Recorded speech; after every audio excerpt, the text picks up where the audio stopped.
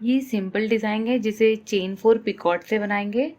इसमें मैं 4 की पर्ल यूज़ कर रही हूँ, आप 2 to 3 की भी यूज़ कर सकते हैं। और स्टील क्रोशे हुक 0.95 और ये सिल्क क्रोशे थ्रेड है, मल्टी कलर्ड है और इसे कमल कढ़ाई थ्रेड भी बोलते हैं और ये ऑनलाइन अवेलेबल है।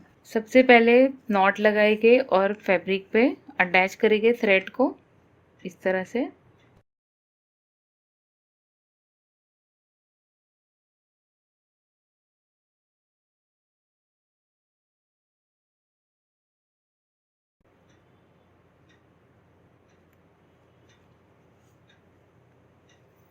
अटैच करने के बाद चेन 2 बनाएंगे, 2 चेन्स 1 2 और थोड़े से चेन 2 के साइज़ के हिसाब से, डिस्टेंस के हिसाब से फिर से फैब्रिक में हुक इंसर्ट करते हुए सिंगल क्रोशे बनाएंगे और इसे अटैच कर देंगे।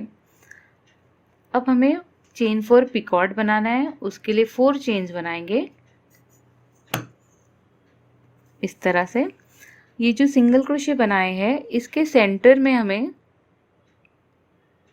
हुक को इंसर्ट करना है इस तरह से और फिर से हमें यहाँ सिंगल क्रोशे बना देना है। एक छोटा सा पिकॉट फॉर्म होगा। इसके बाद हमें 2 चेन्स बनानी है, 1 2 और इस तरह से लूप को पुल करना है। लूप पुल करने के बाद एक पर्ल को इसमें स्लिप करना है इस तरह से। इसे लॉक कर देंगे इस तरह से। स्टार्टिंग में हमने 2 चेन्स बनाई थी, फिर से 2 चेन्स बनाएंगे, 1 2। 2 चेन्स बनाने के बाद यहाँ पर जहाँ पर हमने सिंगल क्रोशे बनाए थे, ये प्रीवियस सिंगल क्रोशे में, इसके सेंटर में सेम गैप में हुक को इंसर्ट करेंगे और एक सिंगल क्रोशे बना देंगे।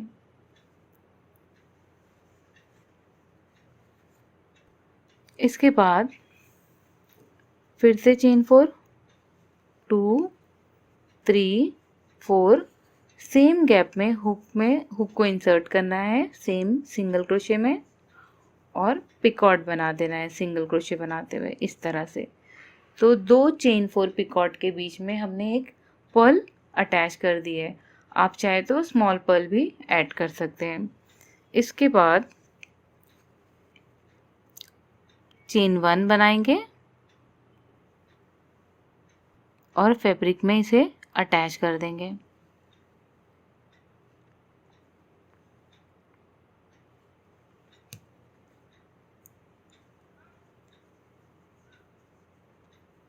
अब फिर से 2 चेन्स, फैब्रिक में single crochet, chain 2 single crochet हम डिस्टेंस को मेंटेन करने के लिए बना रहे हैं ये डिज़ाइन में। तो फिर से मैं रिपीट करूँगी सेम।